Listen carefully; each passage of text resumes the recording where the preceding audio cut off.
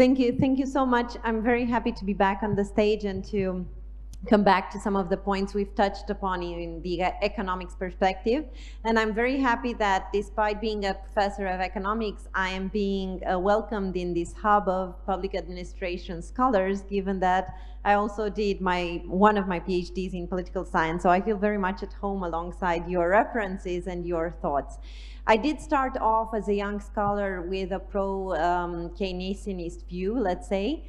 Then I was nurtured by an office of colleagues that were libertarians, and so I've managed to grow into my current mindset, which resonates with many things that you've mentioned today, but I think should go one step forward. We should fall outside the comparison between state versus markets, as all of you have rightly pointed out, and I think it's been already 3-4 years that we've seen this consensus being built up across the transatlantic space, starting with the Roundtable Declaration, what we call now the Wall Street Consensus, as opposed to the Washington Consensus. As a former World Banker myself, I do find the use of technical assistance, the importance of building capacity in the state, but given the current context of large insecurity, recession, major challenges, I think the cooperation between the state and the private sector and civil society is a given. I'm supposed to reference one other book that we are translating as part of the Romania 2030 project. We've had many great thinkers and scholars from Mariana Mazzucato, Minouche Shafik, all these scholars that are really pushing forward the frontiers, the innovation in terms of the transformation of the state. What are states for nowadays, and how do they position themselves with regards to markets and citizens, people? And our latest book that will be freely available to participants in the conference is The Good Country Equation by Simon Anhold. And I think it's this idea of really managing your business internally, state, market, citizens, to be able to be relevant outside your borders.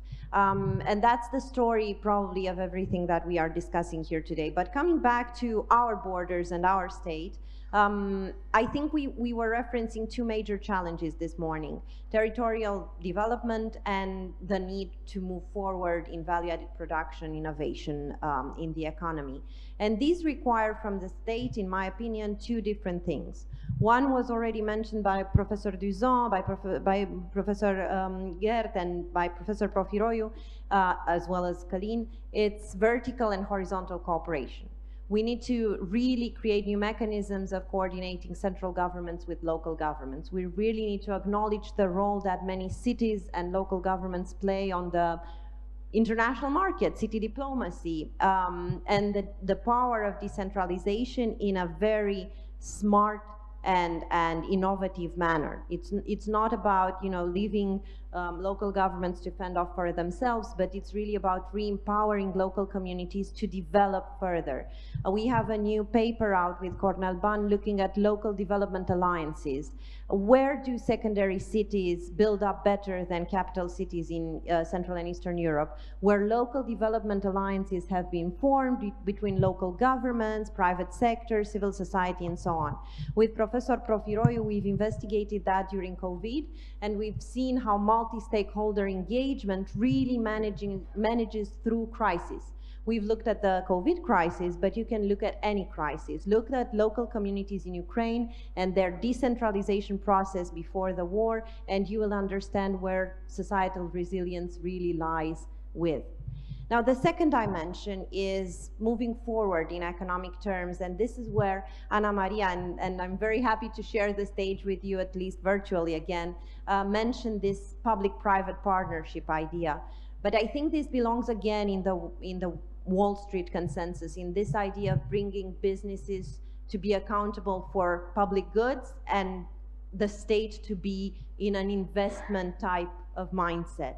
Professor Borțun was referring to the developmental state. We, in the literature, are now referring to the European investor state. Romania has to be an investor state of its own, maybe not through the national public budget, but with the massive European funding that is available nowadays for the twin transition. And all of the EU member states that are really competitors in the transformation are currently pursuing the investor-state model. And what does that mean? It means sophistication.